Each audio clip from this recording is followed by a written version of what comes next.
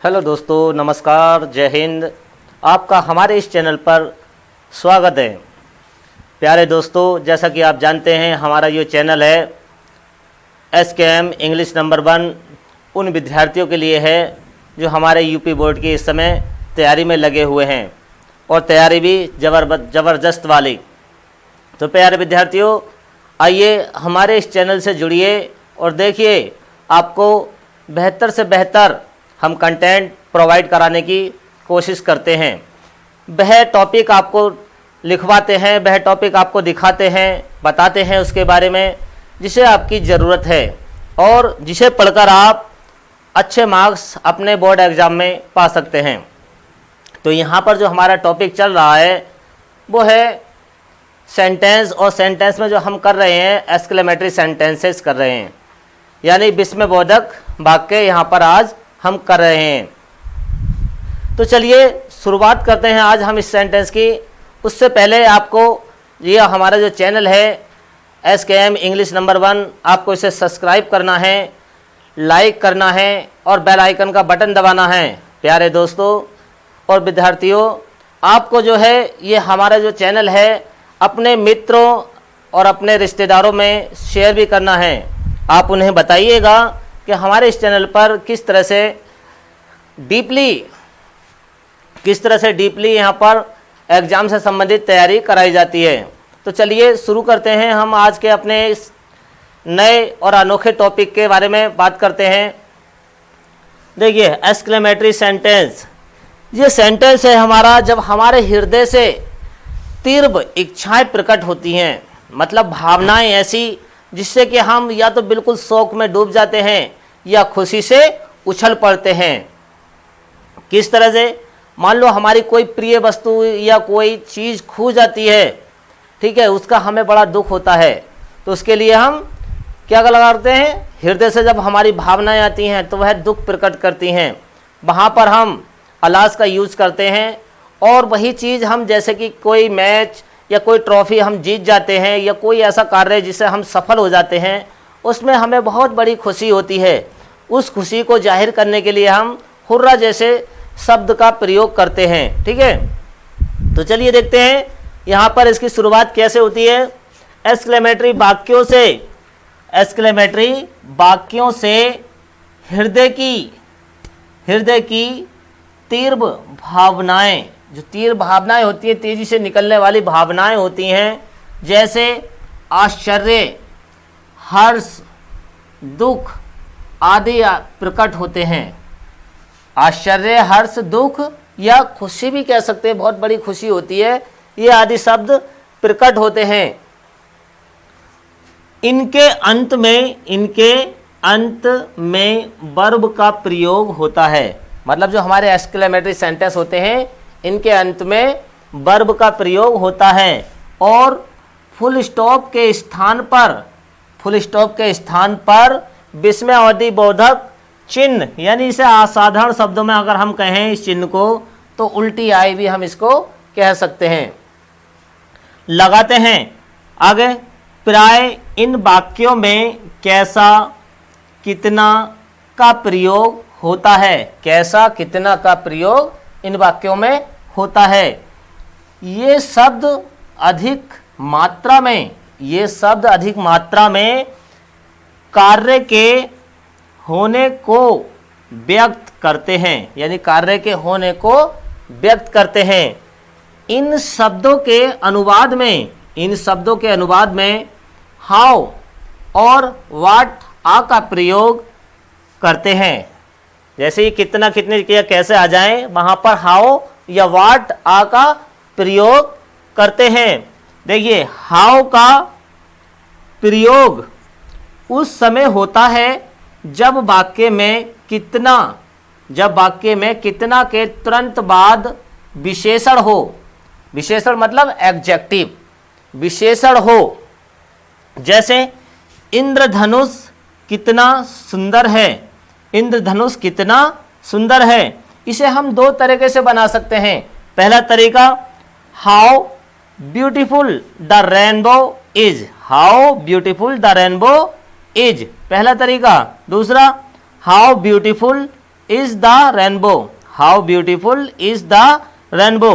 अब बी देखें, वाट आ का प्रयोग उस समय होता है, वाट आ का प्रयोग उस समय होता है जब वाक्य में कितना, कितनी के बाद विशेषण हो, कितना, कितनी के बाद विशेषण हो और विशेषण के बाद कोई संज्ञा हो, विशेषण के बाद संज्ञा भी दी हो, यानी कोई किसी तरह की संज्ञा भी दी हो। जैसे एग्जाम्पल में, वह कितना सुस्त लड़का है, वह कितना सुस्त लड़का है। देखिए सुस्त यहाँ पर एडजेक्टिव मतलब विशेषण है और संज्ञा लड़का। कितना सुस्त लड़का है, what a lazy boy he is, what a lazy boy he is, कितना सुस्त लड़का है। ठीक है, दूसरा देखें, तुमने कितना जल्दबाजी का कार्य किया है, तुमने कितना जल्दबाजी का कार्य किया है। What errors did you have done, what errors did you have done. तो इस तरह से हमारी इसकी पहचान भी होती है। आप इसका स्क्रीनशॉट लीजिए, उसके बाद में आगे चलते हैं। चलिए दोस्तों, थोड़ी सी आगे की बात करते हैं। अब इसी वाक्य में हमारा कहीं पर जैसे कि अफसोस या खेद प्रकट करने के लिए, कहीं पर हम अफसोस करते हैं, खेद प्रकट करते हैं, उसके लिए हम अलास का प्रयोग करते हैं। जैसे कि मैंने स्टार्टिंग में बताया था, कहीं पर दुख प्रकट हो या अफसोस प्रकट हो या खेद हो, ठीक है, तो वहाँ पर हम क्या करते हैं, अलास का प्रयोग करते हैं। फॉर एग्जाम्पल, अफसोस वह मर गया है, अफसोस वह मर गया है। Alas he is dead, alas he is dead. अब आगे कहीं पर हम कोई शाबाशी का कार्य करते हैं, कहीं पर हम कोई शाबाशी का कार्य करते हैं और शाबाशी के लिए हम यहाँ पर जब वाक्य को ट्रांसलेट करते हैं तो उसके लिए हम क्या करते हैं, ब्रेवो शब्द का इंग्लिश में यूज करते हैं, ब्रेवो।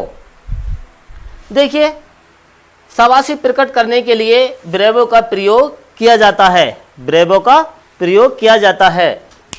एग्जाम्पल, शाबाश तुमने बहुत अच्छा किया है, शाबाश तुमने बहुत अच्छा किया है, bravo you have done well, bravo you have done well.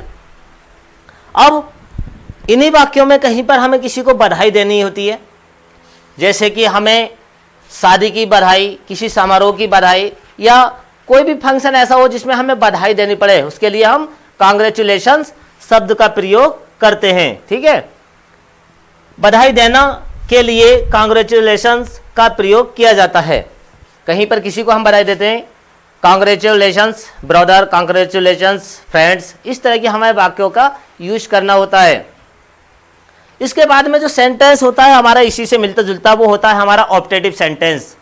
Optative sentence से हमें लगभग अधिकतर जो है आभास होता है किसी को फ्यूचर में, यानी फ्यूचर में उसकी एज की बढ़ोतरी करना या किसी को आशीर्वाद देना।